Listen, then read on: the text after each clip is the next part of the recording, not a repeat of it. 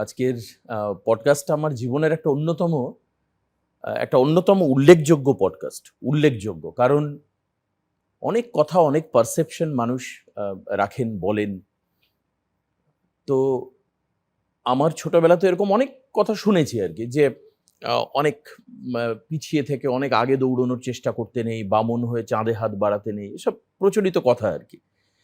কিন্তু রাজনীতির আঙিনায় আমরা সবসময় দেখেছি একটু এলিট ক্লাসের মানুষ থাকবেন, অনেক পয়সা থাকতে হবে তাকে, তবে তিনি রাজনীতিতে আসতে পারবেন, তার বিরাট প্রভাব থাকতে হবে তবে তিনি রাজনীতিতে আসতে পারবেন। আরেকটা তো অদ্ভুত রকম কনসেপশন আছে যে তার বাবা বা জ্যাঠা বা মাসি বা পিসি বা আত্মীয় স্বজন কেউ রাজনীতিতে থাকলে বংশ পরম্পরা রাজনীতি করার একটা প্রবণতা কিন্তু দীর্ঘদিন ধরে রয়েছে। কিন্তু আমার সামনে যিনি বসে রয়েছেন তিনি সম্পূর্ণ সমস্ত সমীকরণকে বদলে দিয়েছেন, সব সমীকরণকে বদলে দিয়েছেন। হয়তো আপনারা বুঝতে পাচ্ছেন, আবার অনেকে জানেনও না। আমি পরিচয় করিয়ে দিই আউশ গ্রামের বিধায়িকা কলিতা মাঝির সঙ্গে, যে কলিতা মাঝি এই সমস্ত সমীকরণকে পাল্টে দিয়েছেন। আপনাকে প্রণাম, স্বাগত আজকের অনুষ্ঠানে। আপনি শুধুমাত্র বিধায়িকা নন, আউশ গ্রামের মানুষের জনপ্রতিনিধি নন, আপনি এখন আবাসন দপ্তরের প্রতিমন্ত্রীও বটে। হ্যাঁ, এটা একটা বিরাট ব্যাপার। আমি একটু অন্য দিক দিয়ে শুরু করি। এ তো রাজনীতির কথা অনেক হয়। আপনি এই যে টিভিতে নিজেকে দেখা যাচ্ছে, এটা আপনি কখনো আগে ভেবেছিলেন কি? না, কখনো ভাবেননি। না। টিভি কি দেখতেন আগে সেটা বলুন দেখি। সিরিয়াল দেখতেন, সিরিয়াল পছন্দ করতেন? সিরিয়াল সিনেমা যেগুলো হয় সেগুলো দেখতাম, যে ওরা হাই লেভেলের মানুষ, আচ্ছা তাই ওরা ওই জায়গায় টিভি দেখায়। আচ্ছা ধারে কাছে মনে হয় আমরা যেতে পারবো না, এটা কিন্তু চিন্তা ভাবনা আচ্ছা মাথার মধ্যে ঘুরতো। আচ্ছা, তো এখন কি হচ্ছে? অবাস্তব কিছুই নাই, সবকিছু সম্ভব। এই যে চেঞ্জেসটা আসলো, মানে আপনি আপনার অনেক ইন্টারভিউতে বলেছেন আপনার শ্বশুর মশাইয়ের জন্য আপনার খুব কষ্ট হয়, কারণ বৌমাকে তিনি বিধায়িকা হিসেবে দেখতে পারলেন না। একদমই তাই। তার কথা একটু বলবেন, মানে তিনি কতটা ইন্সপিরেশন ছিলেন? জাস্ট একটু আপনার ঘরের কথা, আর কিছুই না, মানে এটা সবাই জানতে চায় আর কি। ঘরের বলতে আমি হ্যাঁ। যখন বউ হয়ে আসি, কত সাল? 2006। 2006, বেশ। 2006 আচ্ছা, আপনার নিজের বাপের বাড়ি কোন গ্রামে? কাশিমনগর। কাশিমনগর। আর আপনি বিয়ে হয়ে আসলেন আউশ গ্রামে, বর্ধমানে, মানে বিধানসভায় বাবার বাড়ি, আচ্ছা বিধানসভায় শ্বশুর বাড়ি। আচ্ছা, ধানের শহর, চালের শহর আর কি বর্ধমান। আচ্ছা, হয়ে আসলো। বিয়ে হয়েছে আমার, হ্যাঁ, গ্রামের মেয়ে। আচ্ছা, 2006 সাল থেকে এসে সংসারের যা অভাব অনটন থাকলে যা হয় আর কি, কাজকর্ম করে হাসি খুশিতে যেমন যাই আমাদের। আমার কাছে একটা ছবি আছে, আমি জাস্ট একটু আগে এই প্রোগ্রাম করতে হবে আমি জানতে পারি একটু আগে, তারপরে আমি ছবিগুলো বার করে দেখছিলাম। মানে মানুষ সত্যি আজকের দিনে ভাবতে পারবেন না ইনি কে। আপনি তো, আমি একটু আমার ক্যামেরা পার্সনকে দেখাতে বলি ছবিটা। এই হচ্ছে মোবাইলে জাস্ট আমি দেখাচ্ছি আর কি, ছবি হয়তো পরে আমি বড় করে দিয়ে দেবো। এই হচ্ছেন কলিতা মাঝি, একদম আটপৌড়ে অতি সাধারণ জীবন, অতি সাধারণ। আপনাকে এখানে দেখা যাচ্ছে বাসন মাজতে, মানে মানে বাসন বাড়ির রান্না বান্না, বাসন কোসন মাজা, সব কাজ করতে হতো 2006 সাল থেকে। এবার চেঞ্জেসটা আসলো এই যে রাজনীতিতে আসতে হবে। আর এমনি গ্রামের দিকে জানেন তো, আমি এরকম একবার ক্যামেরার বুম নিয়ে হুগলিতে একটা গ্রামে ইন্টারভিউ করতে গিয়েছিলাম, মেয়েরা সব দৌড়ে পালিয়ে গেছে। তো আপনি সেই রকম জায়গা থেকে নিশ্চয়ই মাইক নিয়ে প্রচার করতে হয়েছে, বলতে হয়েছে, মানুষকে বোঝাতে হয়েছে। এই সাহসটা কোথা থেকে অর্জন করলেন? এটা না কিরকম একটা অনুভূতি, যে ভয় বলতে নাই এখনো পর্যন্ত, যে আমি এত বড় দায়িত্বে আছি, আমার কিন্তু ভয় নেই। আচ্ছা, আমি জানি ঠিক পেয়ে যাবো। আচ্ছা, তখনও আর তাহলে রাজনীতিতে ঢুকলেন কবে? 21 সালে? না, আমি তো রাজনীতি একটা ঘরের বউ, আমি 2014-তে বুথের মিটিং মিছিল, বুথের যাওয়া, 14 থেকে এগুলো করতেন? তখন ওই বুথের কার্যকর্তা, মানে 14-র আগের থেকে বলছেন? মানে 14 থেকে, মানে তখন বিজেপি জিতে সেন্ট্রালে এসছে? না, তখনও আসেনি। জিতেছিল 11-য়। আচ্ছা, কেন্দ্রে বিজেপি, কেন্দ্রে বিজেপি এসে 2014 সালে, মানে ওই রকম সময় থেকে আপনি শুরু করলেন প্রচার, মিটিং মিছিল। আচ্ছা, হাওয়া চলছে ওখানে। আচ্ছা, তখন গ্রাম লেভেলে ভয় ভয় পার্টি। আচ্ছা আচ্ছা, মানে লোকে ভয় বলতে কি রকম ভয়? ভয় লোকে বেরোতে পারতো না? ভয় বলতে তৃণমূলের যা অত্যাচার ছিল। কিরম ছিল অত্যাচার? কিরকম একটু বলুন। ঘরে যে মহিলাদের উপর অত্যাচার করা, ভাঙচুর করা, মারধর করা, কারোর জায়গা দখল করে নেওয়া, ঘর দখল করে নেওয়া, এগুলো আপনি সামনাসামনি দেখেছেন? একদম। আপনাদের গ্রামে দেখেছেন? হ্যাঁ, আচ্ছা, আমার নিজের জায়গাতেই হয়েছে। নিজের জায়গায় হয়েছে। আচ্ছা, এরপর আপনি আস্তে আস্তে প্রচার করতে করতে তারপর ধীরে ধীরে এখানে আসা। না, 2014 থেকে ওই বুথে হুম সবাইকে নিয়ে যে হুম হুম যা হয় আর কি পার্টির যে হুম হুম হুম সমস্ত কাজ মিটিং মিছিলে যাওয়া ইত্যাদি এইসব। হুম ছিল। তারপরে 2019-এ এটা প্রস্তাব আসে যে ঘুষ করার দায়িত্ব আমার ঘুষকর নগর তো আচ্ছা আচ্ছা, হ্যাঁ হ্যাঁ। ওখানে একটা গোটা ঘুষ করার দায়িত্ব তো তখন আমি বললাম যে না না ওই পার্টি পার্টি পাবে না, হুম হুম ওই পার্টি পার্টি মানে আমি মিটিং মিছিলে যাই ঠিক আছে, কিন্তু পার্টির দায়িত্ব আমি নিতে পারবো না। হ্যাঁ পার্টির দায়িত্ব নেওয়া মানেই তো হ্যাঁ গুরুত্বপূর্ণ দায়িত্ব। হ্যাঁ হ্যাঁ হ্যাঁ, ঠিক। তো সব আমার দ্বারা হবে না, অবশ্যই ওই party হুম করতে হবে। হুম তারপর তখন আমার শ্বশুর মশাই আমাকে বললো যে আচ্ছা, সবাই যখন চাইছে তুমি যাও, তোমার হ্যাঁ। অসুবিধা কি আছে? শ্বশুর মশাই বলছে। আমি বলছি, না আমি পার্টি করবো না, হুম পার্টি করতে গেলে তখন আমার ছেলে ছোট, আচ্ছা অনেক ছোট আমার ছেলে। আচ্ছা তখন কত হবে, চার চার পাঁচ বছর বয়স। আচ্ছা, 19 সালের কথা বলছেন। হুম। হুম হুম দিয়ে আর শাশুড়ি মা কি বলতেন? মানে মেইনলি তো আমরা দেখি গ্রামের দিকে শাশুড়ি মা ভালো, ঠিক আছে। আমার শ্বশুর হ্যাঁ মশাই বলছে যে হ্যাঁ তোমার যখন একটা সুযোগ এসেছে হ্যাঁ তুমি যাও। হুম দিয়ে আমি তখন বললাম শ্বশুর শাশুড়ি দুজনেই ছিল, দুই হুম যাবো বন্ধুরা। হুম আমি বলছি আমি যদি পার্টি করতে যাই ঘরের সংসারে কাজ হবে না, তাহলে হুম, মেনে নেবে তো তোমরা? তখন অশান্তি করো না, আমি করি বলবো আমি তোমরা মেনে নেবে তো? তখন আচ্ছা অশান্তি করলে হবে না কিন্তু। আচ্ছা আমার শ্বশুর মশাই একটা কথাই বলিল যে পার্টি যখন সুযোগ দিয়েছে তখন তুমি করো, আচ্ছা মানুষের জন্য কাজ করো, মানুষের হয়ে কাজ করো, মানুষের পাশে থেকো, আচ্ছা সংসারে আমরা রয়েছি সবাই। হুম রাজ্যের সব থেকে ফেভারিট লিডার কে বিজেপির? মানে রাজ্যে যারা রয়েছে, ধরুন সুকান্ত দা আছে, দিলীপ দা আছে, আরো আপনাদের জেলার আছে, এদিকে শুভেন্দু দা আছেন।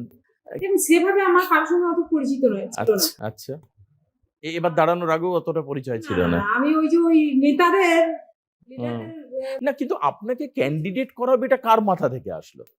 আমি এটা কিন্তু জানি না। আচ্ছা এই বিষয়টা আমি একটু ধোঁয়াশার মধ্যে যে আচ্ছা, আমাকে কে বললো, কে প্রথম যে কলিতা তুমি এবার বিধানসভার প্রার্থী হয়েছে, এই কথা কে বল? সেটাও জানি না। যখন আচ্ছা আমার টিকিট পাই 21-এ আচ্ছা, তখন তো আমি দাঁড়িয়ে দাঁড়িয়ে কাঁদছি। 21 আপনি পেয়েছিলেন এবং 21 হেরে গিয়েছিলেন আর কি, হেরে গিয়েছিলেন 2021-এ যখন আমি টিকিট পাই যে আমি কি হলো এটা আমার। আমি বলছি আমাকে আমার কার্যকর্তারা ফোন করে বলছে তুমি কি অ্যাপ্লিকেশন করেছিলে? আমি বলছি কিসের? আচ্ছা না তোমার নামে লিস্ট হ্যাঁ, বেরিয়েছে, তুমি হ্যাঁ। বিধানসভা ক্যান্ডিডেট। আচ্ছা, তখন আমি কাঁদছি, কাঁপছি হয়ে। ভয়ে। আচ্ছা, 21 সালে। মরে যাচ্ছি আমি যে বাবা আমার খবর সে একটা মানে মজা ছিল। যে মজার দৃশ্য। না কিন্তু আচ্ছা, একটু আমাকে বলুন, এই তো আপনার অভিনয় দেখতে ভালো লাগে। এখন যে অভিনয়টা চলছে, ডিম ছোড়াছুড়ি চলছে, লোকে দৌড়চ্ছে, মানে একজন পৌরসভার প্রধানের তো অর্ধেক প্যান্ট খুলে গেল মানে দৌড়তে গিয়ে। এই আজকেই ছবি আছে, আমার কাছেই আছে। এই যে ছবিটা দেখছেন, আ এটা কেমন লাগছে? মানে এটাও তো টিভিতে দেখছেন আরকি। আগে আপনি সিরিয়াল দেখতেন, অভিনয় দেখতেন, অ্যাক্টর, অ্যাক্ট্রেস, কোন ঘর সংসারের বিষয়ে সিরিয়াল। কিন্তু এখন এই ছবিটা দেখে কেমন লাগছে? দেখুন এইসব বিষয়টা হচ্ছে মানুষ রাগে করছে। হুম, ওরা যেটা মানুষের উপরে করে গেছিল সে রাগ অভিমানে করছে। হুম। এটা কোনো সিরিয়াল নয়, কোনো সিনেমা নয়। আচ্ছা। 21 আপনার ওখানে কি হয়েছিল? আপনি তো নিজে দাঁড়িয়েছিলেন এবং হেরেছেন। সে বিশাল বিশাল ভয়ঙ্কর অবস্থা। মানে মারধর, ভাঙচুর সব হয়েছিল। সব রকম ঘর একদম দাঁড়িয়ে জ্বলছে, 18টা 19টা ঘর তাই? সকাল 9টাতে এখন ধরিয়ে দিল। কি বলেন? তাই নাকি? হাউস গ্রাম, কাকুরা গ্রাম, কাঁকুড়া গ্রাম, আউশ গ্রামের। আচ্ছা, আচ্ছা। 1 নম্বর মন্ডল। তা পুলিশের কাছে নিশ্চয়ই গেল যাদের ঘর জ্বালিয়ে পুলিশ আমাদের অভিযোগ নেয়নি। নেয়নি? না। তা সেই দিনগুলো পেরিয়ে হুম, গেছি, হুম, কিন্তু আমরা বুঝে গেছি হুম, এই 2026-এ মানুষ বুঝিয়ে দিয়েছে হুম। মানুষকে না ওই ধুমকে চমকে কিছু করা যায় না। আচ্ছা। মানুষের হুম, নির্দিষ্ট অধিকার চাওয়া পাওয়াটা হুম। সেটা পেতে দিতে হবে। সাধারণ মানুষের যে অধিকারটা আচ্ছা। তাদেরকে তার মতো করে প্রয়োগ করতে দিতে হবে। এবার ধমক চমক ছিল যখন আপনি 26 এ দাঁড়ালেন, যখন প্রচার হচ্ছে, কি ধরনের ধমক ছিল একটু বলুন? মানে কারা দিত ধমক? তারা এখন কোথায় তাহলে? আমার বরকে বলছি ছুটি ছুটি জল খাবো, ছুটে? ছুটি নিয়ে যে ছুটিয়ে আচ্ছা, জল খাবো, আচ্ছা, বেড়ে গেছে।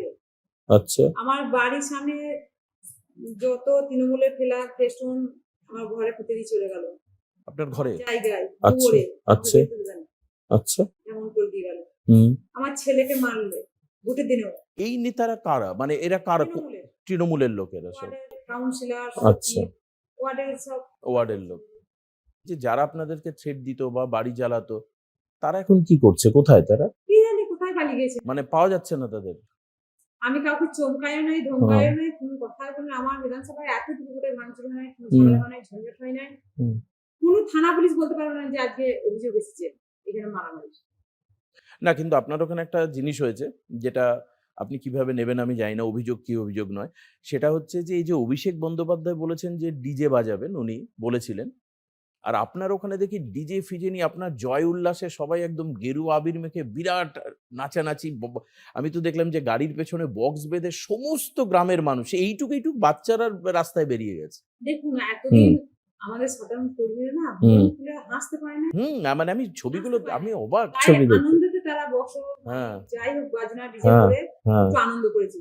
আপনাকে মনে হয় জীবনেও খুব কষ্ট করতে হয়েছে, নিজের জীবনে ফাইটটাও মনে হয় অনেকটা আর কি, মানে সেটা তো খুব করুন। আমি আর আজকে সেই সব কথা বলতে চাইছি না খুব। হবেই একটু, তাকে গরিব করে জন্ম নিলে যা হয়। আচ্ছা, এই যে একজন মানে আপনি তো একটা আইকন এখন, মানে আইকন আমি এই কারণের জন্য বলছি কারণ গরিবদের না জন্মানোর পরেই বহু স্বপ্ন মারা যায়। আমি বিশ্বাস করি এটা। গরিব মানুষের জন্ম যদি কারুর কোনো একটা বাচ্চা তো আর গরিব বড়লোক না, কিন্তু গরিব ঘরে জন্মালেই তার অনেক স্বপ্ন প্রথম দিনই শেষ হয়ে যায়। একজন ধনীর সন্তান সে জন্মগ্রহণ করার পরদিন থেকে যা ট্রিটমেন্ট হয়, গরিবের ঘরে তো সেটা হয় না। কিন্তু আপনি তো ইকুয়েশনটা বদলে দিলেন যে আমিও করতে পারি, আমরাও। এই যে জেদ, এটা কি কোনো জেদের ফল নাকি আপনি বলবেন সেই সবই ঈশ্বরের যোগাযোগ, ভগবানের কানেকশন? এটাই আমি বিশ্বাস করি। ভগবানের কানেকশন। বিশ্বাস করি, আমি ভগবানকে বিশ্বাস করি। ঈশ্বর কোন ঠাকুরকে মানেন? আমি মা কালী। আচ্ছা, আপনি বলার পরে আরো মা কালীর পুজো বেড়ে যাবে সব জায়গায়। মা কালী। মা কালী হচ্ছে সবসময় থাকে সঙ্গে। আচ্ছা, এই যে আবাসনে প্রতিমন্ত্রী হয়েছেন, মানে কিছু কি প্ল্যান করেছেন? মানে আমি যেটা বলি, একটা গরিব মানুষ মানে যেটা আপনি বারবার বলছেন যে আমিও খুব কষ্ট করে চলেছি। গরিব মানুষের প্রথম যেটা স্বপ্ন থাকে একটা বাড়ি করার, একটা ঘর যেন তার হয়, মাথার ছাদ চাই। মাথার ছাদ। এই নিয়ে আপনি কিছু ভাবছেন? যেহেতু আপনি আবাসন মাথার দপ্তর। যদি ঠাঁই থাকে না, হুম এক মুঠো ওই ভাত নুন দিয়েও খাওয়া যায়, হুম ভাতও খেয়ে থাকা যায়, হুম কিন্তু মাথার যে ঠাঁই থাকে। হুম তা এটার জন্য আমাদের প্রধানমন্ত্রী যে অনেক আগেই ভেবে ফেলাইছে, হুম। সেটা বলার মানে আমাদের ভাষায় আর অপেক্ষা করে নাই যে আমাদের মাথার ছাদ দিতে হবে। আপনি আমাকে একটা কথা বলুন যে এই যে গরিব মানুষের কাছে ঘর পৌঁছানোর জন্য কোনো পরিকল্পনা বা বলা অন্তত পক্ষে, যেহেতু আপনাকে রেখেছে সেখানে, নিশ্চয়ই সরকার এটা ভেবেছেন।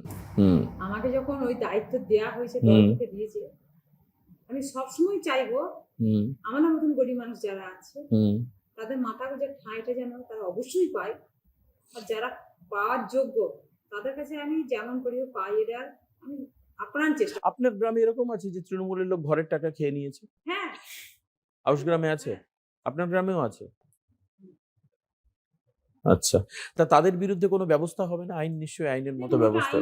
দেখছে, পুলিশ প্রশাসন আছে এবং এসডিও বিডিও তারা আছেন, উপনেতৃত্ব আছেন, ওনারা ওনাদের মতন ব্যবস্থা নেবেন। আপনি খুব ভালো থাকুন, সুন্দর থাকুন, এবং এই যে আপনার যে আবাসন দপ্তর, আমার মনে হচ্ছে সরকার অনেক কিছু ভেবেছেন বা প্রধানমন্ত্রী নরেন্দ্র মোদীজিও ভেবেছেন যে আবাসনে এমন একজনকে দেওয়া দরকার যে ঘরের গুরুত্ব বোঝে। ঘরটা গরিবদের কাছে গুরুত্বহীন হয়ে গিয়েছিল গত সরকারের সময়। পরিবর্তনের সরকার, নতুন মুখ্যমন্ত্রী, আপনারা নতুন সবাই মন্ত্রিত্ব পাচ্ছেন। আর আমার মনে হয় যে এখানে আপনার কাজ দেখে আগামী ৫ বছর পর আর হয়তো কলিতা মাঝিকে এবার যেভাবে প্রচারে বেরিয়েছিলেন সেভাবে আর প্রচারে বেরোতে হবে না। আপনি মনে হয় কোনো একটা ইন্টারভিউতে বললেন যে পরের বার আমাকে আর প্রচারে বেরোতে হবে না, মানুষ এমনি ভোট দেবে, আমি যা কাজ করব। তাই কি?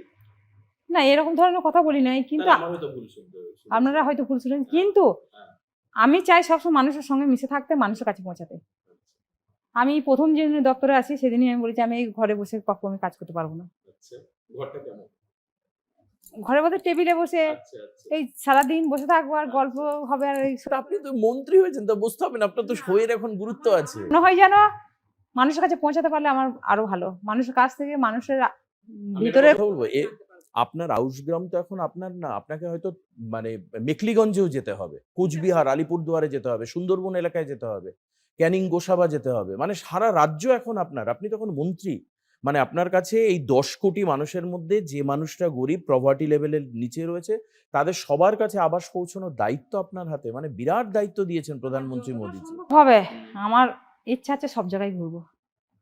আমার বিধানসভা যেমনি আমার কাছে গুরুত্বপূর্ণ জায়গা, যে জায়গা থেকে উঠেছি, তেমনি আমার গোটা পশ্চিমবঙ্গের জায়গাটাও আমি মনে করি আমার গুরুত্বপূর্ণ জায়গা। অনেক ধন্যবাদ। ভালো থাকবেন, সুস্থ থাকবেন, আর একই রকমভাবে কাজে স্পৃহা নিয়ে কাজ করবেন, যাতে কোনো রকম দুর্নীতির আঁচ বা কালির ছিটে অন্ততপক্ষেই কলিতা মাঝিদের শাড়িকে কালো করতে না পারে। এটা আমাদের প্রত্যাশা রাজ্যের মানুষ হিসাবে। আমি সংবাদ মাধ্যমের লোক হিসাবে বলছি না, জাস্ট রাজ্যের মানুষ এটাই চান। আপনাদের মতো মানুষদের দরকার ছিল, যারা ঘরের গুরুত্ব বোঝেন। নমস্কার, ভালো থাকবেন।